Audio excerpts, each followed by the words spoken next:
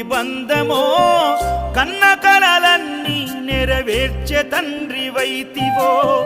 రెప్పచాటు కన్నీళ్ళే కష్టాలను మోసెరో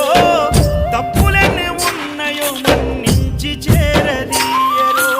ఓర్వలేదు కలికాలం నాయి పయనం ఆపలేదు పలికిన నోరారా శరణం కాళ్ళు కాలిపోయినా సీమునెత్తురొచ్చినా సల్లసెమటలు వట్టి సొమ్మసిల్లినా